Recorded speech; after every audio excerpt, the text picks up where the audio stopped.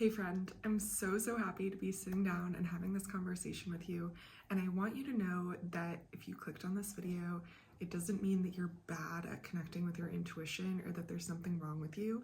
I'm a women's coach. I've been working with over 10,000 people all over the world, and this is one of the most common questions that I get. So I'm really excited for this conversation because I know that this is going to expand your life and therefore expand the world and expand the collective consciousness. So let's dive into it. Your intuition is a really powerful tool. Your intuition is unique to you, and it's there to help you and guide you in making decisions and how to navigate life and to feel your absolute best as you do. So many of us know about our intuition, but we don't know how to use our intuition in order to make decisions and to feel like our best self. Your intuition can be a super powerful tool, constantly leading you and guiding you from moment to moment. Intuition can set you free from needing validation, advice, and needing to vent about your problems with friends in order to find a solution. Your intuition is really here to help you.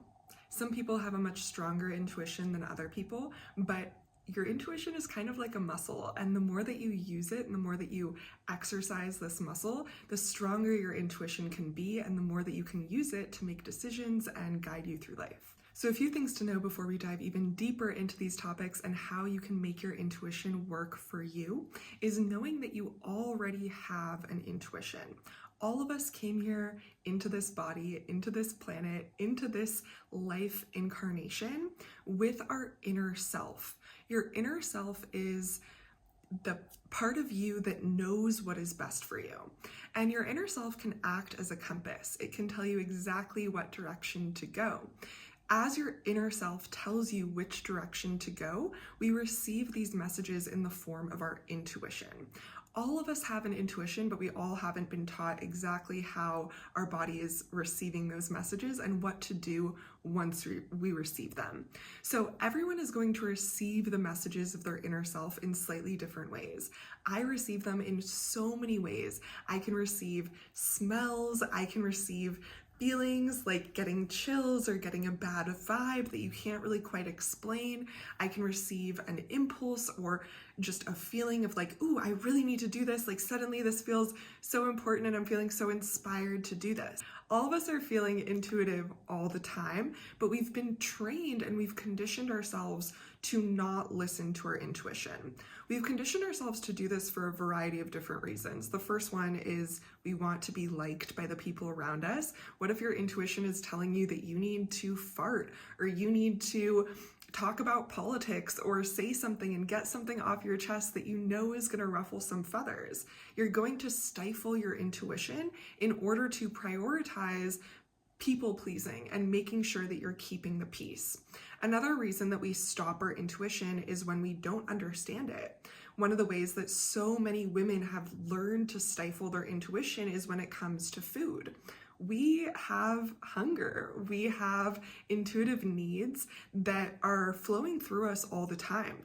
And we've learned over time how we attend to those needs or how we disqualify those needs. So when you're hungry and you wake up in the morning and you just want to eat an entire box of donuts, and that's what your inner self really wants, do you allow yourself to follow that intuition, or do you try to eat something healthier, or do you try to reason with your intuition so that you don't have to eat the whole entire box of donuts? Do you allow yourself to eat the box of donuts, but then you also make sure that you go to the gym and punish yourself for following your intuition at certain moments? All of us have different relationships with our intuition, but our intuition is very present.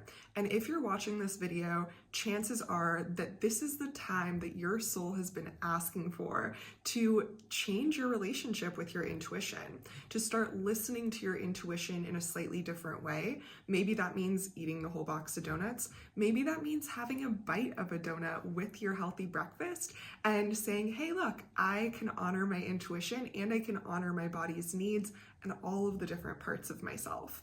So if you are watching this right now, chances are that the next few weeks or the next month, even the next few days, are going to be a little bit of a trial period for you.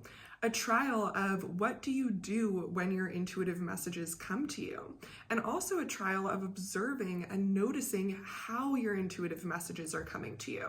Do they come to you in the grumble of a stomach grumble? Do they come to you in jealousy when you're scrolling through social media and you see someone say the things that you wish you could say or do the things that you wish you could do? One of the most common questions that I get all the time as a women's coach is, how can you tell the difference between your intuition versus your impulse?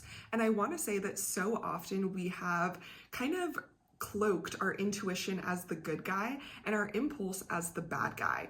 But what if we could take off this perspective that we have about these things? What if we could remove this attachment that one is good and one is bad, and we just look at them as things that are happening from our inner self? Our inner self is sending us messages. So when we're experiencing a message from the inner self, the best thing for us to do is to get into a space of inner peace. Find yourself in a seated place where you feel actually supported by the ground or the chair below you, and take a few breaths, do a body scan, check in with your physical systems, and see, what intuitive messages am I feeling right now? What impulses am I experiencing? Really ground and center yourself to get clarity on exactly what these intuitions or impulses are. Now, if you find yourself feeling very intense, so to speak, like you need to speed while you're driving or rush to get somewhere, right? We can categorize them more as impulses, because over time, over listening to our intuition and going through these trials and strengthening our intuition, what you'll gain an understanding of different intuitive messages. Some intuitive messages come in a really fast and hard and rushing type of way, and those messages often leave us feeling more ungrounded and more uncentered after we follow them. So that is what we tend to call impulses, or being impulsive. When you can observe your intuitive messages and decide if you want to take action on this, or decide if you want to rush or slow down, that's when you find true empowerment. That's when your intuition can start to work for you rather than against you. I just want to state again that this is going to be a process. Watching a video like this is going to help you so much in this journey, but it really comes down to what you do after this video. When you have these intuitive messages and impulses and they come up for you, how do you treat yourself? How do you respond or react to them? Sometimes we have intuitive messages that we feel shameful of or judging of, and we react to these intuitive messages, or we don't follow these intuitive messages. So this video is going to be a catalyst for you in your journey of living a more intuitive lifestyle. The more that you practice strengthening your intuition, weighing out your intuitive messages versus your impulses, that's how you are going to develop a whole new level of trust in your intuition and trust in yourself. The first few times that you act on your intuitive messages, it might feel absolutely terrifying. I cannot tell you how scary it feels to practice using a muscle that you've never used before. And I have personally experienced this so many times.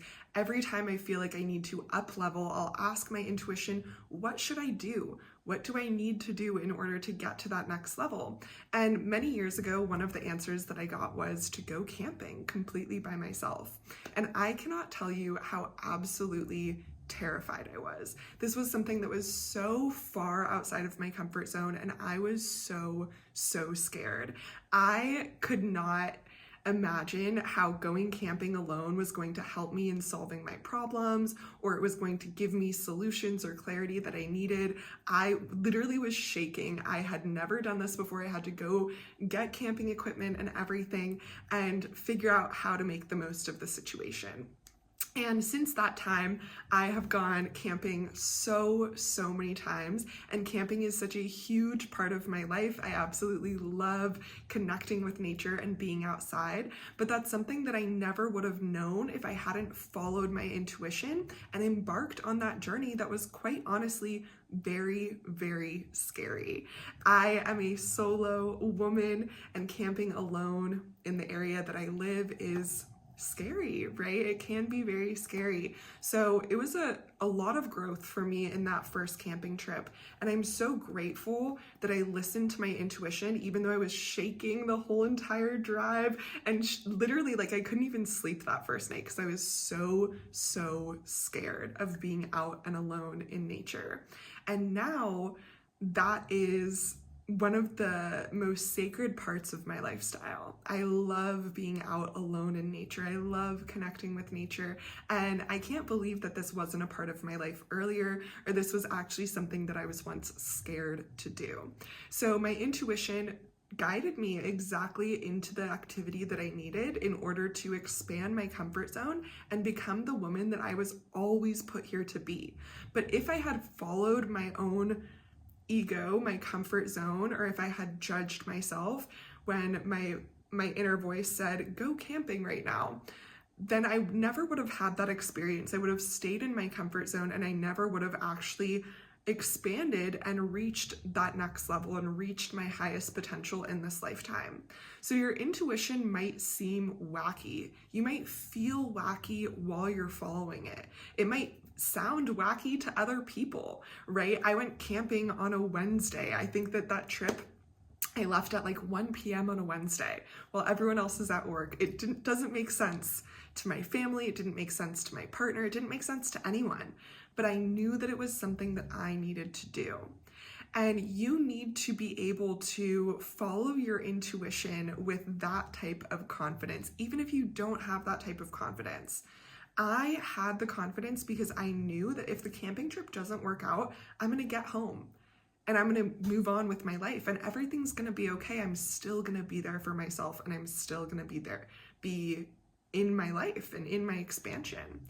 So a big mistake that we often have when trying to follow our intuition is that we will punish ourselves if it doesn't go the way that we want it to, if it doesn't result in the things that we initially thought that it would result in, or the goals that we initially wanted to achieve.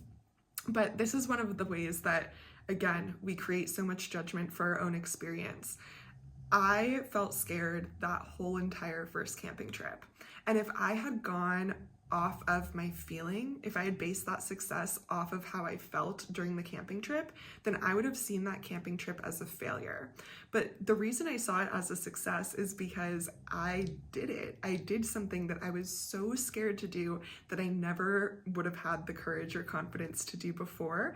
And I figured it out and I made it work. And I learned how to trust my intuition every single step of the way. And that muscle got stronger and stronger through the process. So I share this with you because I want you to know that your intuition is not some like, yes, it's angelic, yes, it's full of light, but sometimes following your intuition makes you feel crazy and wacko and it doesn't even make sense to yourself. And I want you to have the courage to follow it and to see where it takes you and to trust that when you get on the other side of that tunnel, wherever it's taking you, that you are going to love yourself so much more wherever you are. Living an intuitive lifestyle is so expansive for your soul because this is really what it means to connect with your inner self. This is really what it means to connect with the God within or your higher self, however you want to think about these things. When you are connected to your intuition and there is absolutely nothing that can sever that connection, that's when you can attract all of your highest soul-aligned opportunities into your life. That's when life becomes so much more fulfilling for you. That's when you get so much more energy and so much more productivity because you can trust yourself and you can trust your system and your method for navigating life. I really enjoyed having this conversation with you and I hope that you did too. If this resonates with you and you would like my personal support in increasing your intuitive abilities and living a more intuitive lifestyle that feels more fulfilling and more aligned with your highest purpose, then please check out the description box below. I have so many ways for us to further connect and for me to further support you. Thank you so much for spending this time with me and having this conversation with me, and I hope that you can subscribe to our channel if you are not already subscribed. I'll see you guys in the next video.